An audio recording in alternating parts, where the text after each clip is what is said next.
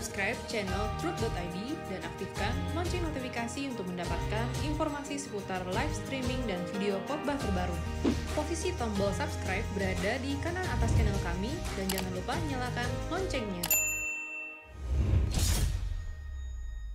Shalom wanita surgawi, senang kita bisa bertemu lagi dalam acara yang tentu kita sudah tunggu-tunggu ini.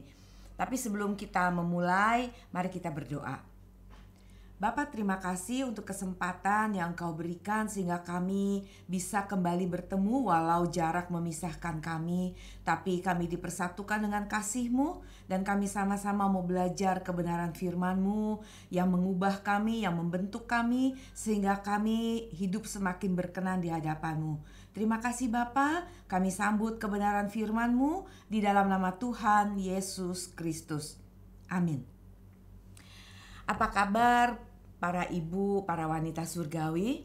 Saya harap kita semua ada dalam perlindungannya, dalam kasihnya, dalam damai sejahteranya. Ibu-ibu, sadar atau tidak, sebenarnya setiap hari kita terlibat dalam pertempuran pengaruh. Apakah kita yang dipengaruhi atau kita yang memengaruhi? Baik lingkungan, keluarga, maupun tetangga dan dimanapun kita berada. Nah, ada banyak hal yang berusaha untuk mempengaruhi kita dalam berbagai bidang, dalam berbagai hal untuk kita setiap mengambil keputusan, dalam kita bertindak. Tentu ada input-input, ada masukan-masukan yang membuat kita mengambil keputusan A atau B. Nah, coba perhatikan di hari-hari ini, apalagi dengan media sosial yang begitu canggih hari ini. Tanpa kita perlu mencari sedalam atau seluas apa, banyak produk yang ditimbulkan atau yang tiba-tiba muncul di media sosial kita. Sekali kita pernah klik tentang hal itu, dia akan terus menawarkan. Nah, itulah marketing yang sedang dijalankan saat ini. Nah, kita harus ingat, kita harus sadar bahwa kita bukan hanya dipengaruhi, kita juga harus terlibat dalam pertempuran untuk mempengaruhi. Sebagai orang tua misalnya, dalam mendidik anak-anak kita berkompetisi tanpa kita sadari dengan banyak pihak. Misalnya dengan guru, dengan teman-teman mereka, dengan media sosial. Belum lagi dengan influencer di dunia media sosial digital yang maya ini, kita sebenarnya sedang bertarung atau bertempur untuk mendidik anak-anak melawan apa yang mereka berikan atau mereka inputkan kepada anak-anak kita. Nah, hari ini yang menjadi tema pemberitaan firman Tuhan, saya beri tema tentang influencer. Secara umum, influencer adalah seorang individu yang memiliki kemampuan untuk mempengaruhi orang lain melalui media sosial atau platform digital. Itu artinya seorang influencer secara umum. Mereka membangun dan mempertahankan audiens atau pemirsa yang setia dengan menyampaikan konten yang relevan dan menarik. Nah, menurut survei dari Hyper Auditor, ada beberapa tipe influencer. Nah, pertama adalah yang disebut nano influencer. Mereka memiliki 1.000 sampai 10.000 followers, pengikut, penggemar. Dan rata-rata mereka bisa menghasilkan dalam 1 bulan sekitar 21 juta rupiah. Influencer yang jumlahnya lebih banyak, 10 sampai 50 ribu, kita golongkan menjadi micro influencer. Mereka akan mendapat penghasilan rata-rata 31 juta per bulan. Sedangkan mega influencer yang memiliki jumlah followers di atas 1 miliar orang akan bisa mendapat penghasilan rata-rata sekitar 234 juta per bulan. Maka posisi atau pekerjaan sebagai influencer sekarang sangat digemari terutama oleh anak-anak muda. Nah, Bapak Ibu, khususnya ibu-ibu wanita surgawi, influencer itu punya kuasa, punya pengaruh yang besar. Semakin besar pengaruh, semakin mudah kita untuk memimpin. Tapi di satu sisi, semakin juga banyak tanggung jawab atau tugas yang harus kita pikul. beberapa waktu yang lalu anak saya diwawancara oleh seorang influencer, ya, dia food influencer. Dia mereview produk donat yang anak saya jual. Kebetulan saat itu ada sebuah pameran besar di Jakarta. Anak-anak muda datang ke sana. Nah, hasil dari review yang influencer itu lakukan, dia posting di IG-nya, di TikTok-nya, dan di Facebook-nya, membuat rating penjualan donat pada hari itu juga, tidak nunggu sampai besok, melonjak. Apalagi besok-besoknya itu langsung meningkat. Pengaruh dari seorang influencer yang terpercaya, yang diandalkan, yang bisa dianggap capable, itu sangat luar biasa dan cepat sekali. Kita tidak bisa mencegah bagaimana media sosial itu begitu berdampak, begitu sangat signifikan dalam dunia periklanan atau untuk perdagangan, ya. Tetapi dalam hal ini kita mau bicara tentang influencer, kita sebagai influencer kerajaan surga. Nah, maka penting untuk kita semua belajar tentang hal ini. Saya mau kita semua baca di Matius 13 ayat 33. Matius 13 ayat 33, Yesus katakan gini. Dan Yesus menceritakan perumpamaan ini juga kepada mereka. Hal kerajaan surga itu seumpama ragi yang diambil seorang perempuan dan diadukkan ke dalam tepung terigu 3 sukat sampai khamir seluruhnya. Saya selalu takjub dengan perumpamaan yang Tuhan Yesus selalu lontarkan dalam beliau berkomunikasi, dalam beliau memberikan firman atau berkhotbah. Bagaimana Yesus sangat relevan, mampu memakai bahasa yang mudah dimengerti oleh banyak orang, khususnya pada saat itu, untuk menyampaikan isi hati Bapa. Di sini Yesus dengan cara yang sangat sederhana menggambarkan bagaimana cara bekerjanya kerajaan surga, yang dia umpamakan seperti ragi. Nah, beberapa waktu yang lalu memang saya bergerak di kue, di roti. Jadi saya sangat mengerti bagaimana proses kerja ragi ini, ya, karena memang hanya diperlukan sedikit saja ragi untuk menghamiri, untuk membuat adonan menjadi besar atau menjadi mengembang, yang bisa memberi makan. Kalau adonan awal cuma segini, karena dikasih ragi dia bisa mengembang sehingga lebih banyak orang bisa makan. Dan ragi itu tidak kelihatan, cara kerjanya juga tidak kelihatan. Begitu dicampur dan diaduk, ragi akan hilang dari pemandangan kita.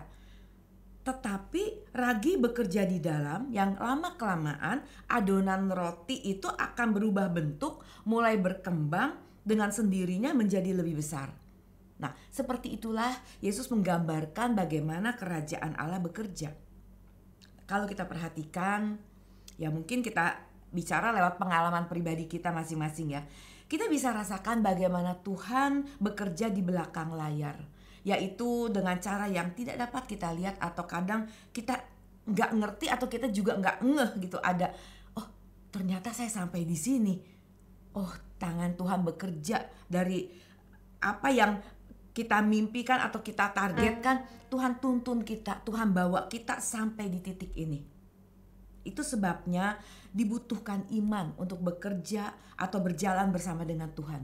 Diperlukan kepercayaan penuh. Sebagaimana yang sering diingatkan oleh gembala senior kita. Jangan mencurigai Tuhan. Ya, percayalah bahwa meskipun kita tidak selalu dapat melihat dengan mata jasmani kita, tetapi Dia tetap bekerja untuk membawa kebaikan bagi kita yang mengasihi Dia. Nah, Tuhan tidak tinggal diam. Yesus katakan di dalam kitab Yohanes 5 ayat 17, Bapakku bekerja sampai sekarang, maka aku pun bekerja juga. Nah, kerjanya kerajaan Allah itu seperti operasi senyap atau silent operation. Tidak banyak gembar-gembor, tidak banyak melakukan pencitraan seperti yang sekarang banyak orang lakukan, namun hasilnya sangat nyata dan begitu luar biasa. Dan itu juga yang Yesus harapkan dari kita, orang-orang yang percaya kepadanya. Matius 5 ayat 13-16, satu perikop yang tentu sudah sering kali kita baca. Namun hari ini mari kita baca ulang dan kita akan membahasnya. Kamu adalah garam dunia. Jika garam itu menjadi tawar, dengan apakah ia diasinkan? Tidak ada lagi gunanya selain dibuang dan diinjak orang. Kamu adalah terang dunia. Kota yang terletak di atas gunung tidak mungkin tersembunyi.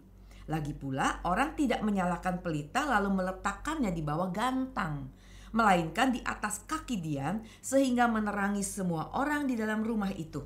Demikianlah hendaknya terangmu bercahaya di depan orang, supaya mereka melihat perbuatanmu yang baik dan memuliakan Bapamu yang di surga.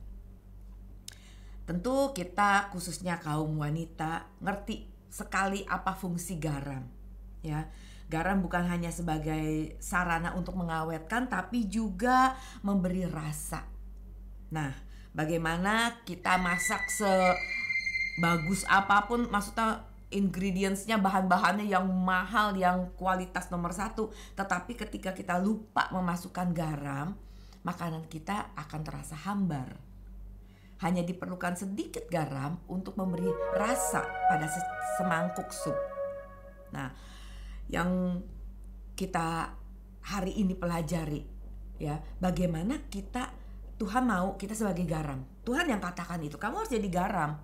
Kamu ini garam gitu. Kita memang sudah Tuhan berikan satu kondisi bahwa kita ini bukan mau jadi garam atau enggak. Bukan, kamu harus jadi garam. Kita harus memberi rasa kepada lingkungan kita. Yang mereka di ayat tadi, mereka melihat perbuatanmu yang ajaib. Jadi artinya sebagai garam, sebagai terang, kita harus lakukan sesuatu sehingga orang melihat.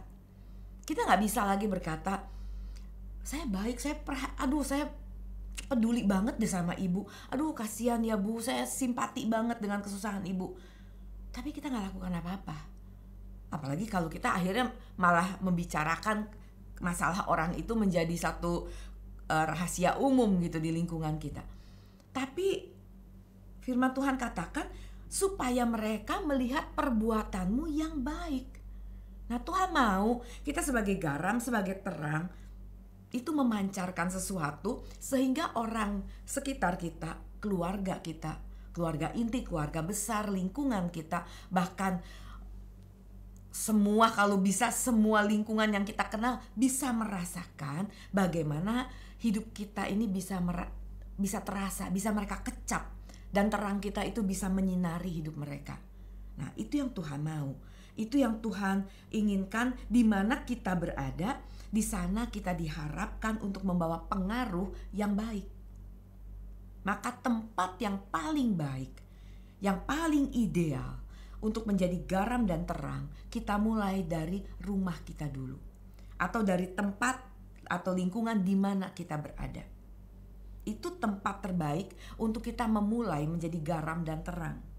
Jangan berpikir muluk-muluk bisa menjadi seorang yang mempengaruhi dunia. Itu tentu baik kalau kita bisa berkapasitas sampai sedunia.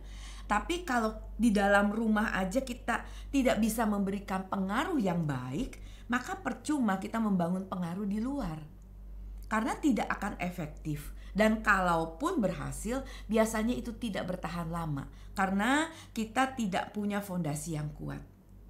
Nah, jadi bagaimana atau caranya untuk kita bisa menjadi seorang influencer kerajaan surga? Bagaimana kita bisa memberikan pengaruh yang baik kepada sesama? Yang pertama, ibu-ibu, be yourself. Jadilah diri kamu dulu. Jadilah diri sendiri. Kita diciptakan Tuhan dengan keadaan kita seperti ini. Kita unik, kita spesial. Sebab Tuhan menciptakan kita secara khusus, ada keunikan dalam diri kita. Dan sejatinya itu adalah kekuatan kita.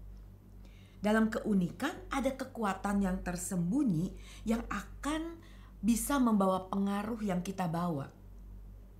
Banyak orang menghabiskan waktunya menjadi seperti orang lain, mencoba menjadi seperti seseorang yang mereka idolakan. Nah, Masalahnya, sebagus-bagusnya, sebaik-baiknya kita bisa meniru orang lain, tapi kita tidak akan bisa menjadi seperti dirinya 100%. Ini bukan berarti kita tidak bisa mencontoh orang lain. Paulus pun mengatakan, teladani aku. Nah, tetapi masalahnya apa yang kita contoh? Keteladanan hidupnya, kesucian hidupnya, itu tentu kita harus belajar. Tentu yang utama kita belajar dari Tuhan Yesus. Lalu kita bisa melihat bagaimana gembala senior kita sudah mempraktikkan menjadi teladan. Kita boleh contoh, tetapi jangan membandingkan diri kita dengan orang lain yang membuat kita jadi kecewa dengan diri kita jadi mempersalahkan, kita jadi minder, atau bahkan sebaliknya kita jadi sombong karena merasa kita lebih dari orang lain. Orang yang berusaha membandingkan dirinya dengan orang lain adalah orang yang tidak mengerti dan tidak menerima kebesaran serta keagungan Allah yang menciptakan kita dengan segala keunikan dan keistimewaan kita masing-masing. Dan biasanya orang seperti itu dia akan haus untuk berubah menjadi seperti orang yang dia idolakan. Dan kalau dia merasa bahwa dia lebih baik dari orang-orang sekitarnya, dia bisa menjadi sombong. Dan selanjutnya dia akan mengusahakan, dia akan berusaha merangsang orang lain untuk menjadi seperti dirinya. Ada seorang teman saya yang begitu bangga dengan dirinya, merasa dia begitu baik, begitu luar biasa, begitu sempurna. Dan dia ingin banyak orang melihat dia, meniru dia, sampai-sampai dia rela untuk meminjamkan, bahkan memberikan bajunya, tasnya, apapun, asalkan dia bisa melihat duplikat dirinya dalam diri orang-orang lain. Dia dandani orang itu sebagaimana dia berdandan, karena dia begitu bangga dengan dirinya. Nah, orang-orang yang menemukan keunikan mereka sendiri dan memakainya menjadi kekuatan untuk mempengaruhi orang lain, ini adalah seorang influencer yang sejati. Nah, tentu dalam hal ini konteks kita menjadi influencer kerajaan Allah. Apa yang kita pengaruhi? Apa yang mau kita teladani? Jadi diri kita dulu sendiri, itu syarat utama. Bagaimana kalau kita meniru orang lain, lalu kita mau orang lain meniru kita? Tidak bisa. Jadilah diri kita sendiri. Temukan keistimewaan, keunikan yang Tuhan titipkan dalam diri kita. Hal kedua, untuk menjadi seorang influencer adalah jadilah pemimpin diri sendiri. Lead yourself. Tadi saya katakan bahwa pengaruh itu berhubungan erat dengan kepemimpinan. Semakin besar pengaruh, semakin mudah kita memimpin. Namun di satu sisi semakin besar tanggung jawab dan tugas yang harus kita penuhi. Seorang pemimpin tidak akan efektif dalam memimpin sebelum dia berhasil memimpin dirinya sendiri. Maksud saya mendisiplin dirinya sendiri. Apakah kita sudah disiplin dalam jam doa kita? Apakah kita sudah disiplin dengan ibadah kita? Apakah kita sudah disiplin dengan gaya hidup kita? Bagaimana kita bisa mendisiplin anak, suami, atau orang-orang sekitar kita jika kita sendiri tidak disiplin dalam hal tertentu yang kita mau orang disiplin? Dalam hal janji misalnya, apakah kita disiplin memenuhi janji kita? Ketika kita berjanji bertemu seseorang di pukul 10, apakah kita menepati bahkan datang sebelum waktunya? Kalaupun terlambat, apakah kita sudah memberitahu atau karena kita merasa saya di sini pimpinan, gak perlu saya kasih tahu, biar mereka menunggu. Sementara ketika anak buah kita membuatkan satu janji dengan kita menuntut dia untuk memenuhi janjinya. Nah, orang yang memimpin dirinya sendiri tidak perlu sibuk untuk melakukan pencitraan. Karena apa? Karena dengan sendirinya orang akan membicarakan kita. Ingat bagaimana Salomo dalam kehebatannya, dalam kekayaannya, dalam hikmatnya, dia terkenal. Sampai seorang Ratu Sheba datang ke kerajaan Salomo untuk melihat dengan mata kepalanya sendiri bagaimana hebatnya Salomo. Dia sudah mendengar kabar. Ingat waktu itu belum ada medsos seperti hari ini loh. Jadi berita dari mulut ke mulut sampai ke Ratu Sheba yang mengatakan Salomo itu hebat. Sampai akhirnya dia datang, dan ketika dia buktikan kehebatan Salomo, dia katakan, aku sudah dengar kehebatan kamu, tapi ternyata setengahnya pun tidak. Ternyata waktu aku lihat kamu luar biasa. Kamu lebih hebat dari apa yang dikatakan orang. Nah, ketika kita bisa disiplin dengan diri kita sendiri, kita bisa memimpin diri kita sendiri, maka orang akan membicarakan kita, orang akan mempromosikan kita tanpa perlu kita minta. Ya, keteladananlah yang akan membawa kita sampai di puncak. Tetapi untuk mempertahankan di puncak, karakter kita lah yang akan bisa membuat kita bertahan di posisi kita hari ini. Filipi 4 ayat 9 mengatakan seperti ini. Dan apa yang telah kamu pelajari, dan apa yang telah kamu terima, dan apa yang telah kamu dengar, dan apa yang telah kamu lihat padaku, lakukanlah itu. Maka Allah sumber damai sejahtera akan menyertai kamu. Menjadi tantangan untuk kita semua, termasuk untuk saya. Beranikah kita memperkatakan ayat ini kepada keluarga kita, kepada teman-teman kita? Apa yang kamu lihat, kamu dengar, kamu terima dari aku? Contohlah. Apakah kita sudah merasa atau sudah berani untuk mengatakan bahwa apa yang saya lakukan ini udah benar? Saya lakukan semua sesuai dengan kehendak Tuhan. Beranikah kita menjamin itu? Kalau belum, yuk kita benahi diri kita. Jadi diri sendiri. Kita belajar untuk memimpin diri kita sendiri. Karena di situ sebenarnya kita sedang membangun karakter yang kuat. Nah, syarat ketiga untuk menjadi seorang influencer yang berhasil adalah sifat atau karakter murah hati. Kita akan menjadi orang yang berpengaruh kalau kita adalah orang yang murah hati, yang suka berbagi kebaikan kepada orang lain. Amsal 11 ayat 24 mengatakan, ada yang menyebar harta tetapi bertambah kaya, yang menghemat secara luar biasa namun selalu kekurangan. Orang yang generous, orang yang baik hati, dunianya akan makin besar dan semakin besar. Dan sebaliknya orang yang pelit, dunianya bertambah kecil dan semakin kecil. Saya tidak bicara ini dalam konteks materi atau uang, bukan. Tapi juga ketika kita melayani sesama, perhatian, bagaimana kata-kata kita menguatkan, bagaimana kita memberi pujian kepada sesama dengan tulus, bagaimana cara kita berterima kasih. Nah, itu akan membuat kita makin disukai oleh banyak orang yang dikatakan akan bertambah kaya, akan bertambah luas. Kita punya pengaruh dan kita punya pertemanan. Itu yang Tuhan mau. Itu juga yang Paulus katakan, ayo ikuti teladanku. Karena kamu pasti akan mendapat damai sejahtera. Karena kita pasti akan lebih dibutuhkan. Kita akan bisa lebih maksimal di sana. Nah, Bapak, Ibu, khususnya wanita surgawi, bayangkan. Begitu banyak orang di sekitar kita hari ini yang sebenarnya haus akan pujian. Maka kalau kita adalah orang yang suka memuji dengan tulus ya tentu ya, kita akan memuaskan dahaga banyak orang. Kemarin ada seorang ibu, dia minta di-review khotbahnya. Ya, saya rasa ibu ini hari ini juga pasti sedang mendengarkan Wanita Surgawi. Dia baru pertama kali berkhotbah di kebaktian umum.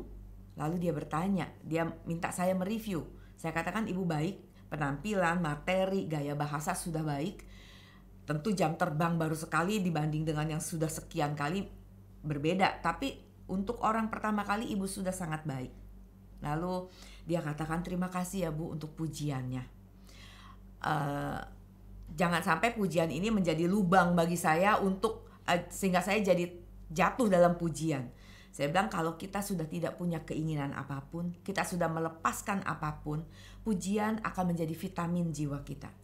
Tetapi bukan menjadi candu yang membuat kita terus-menerus nyari.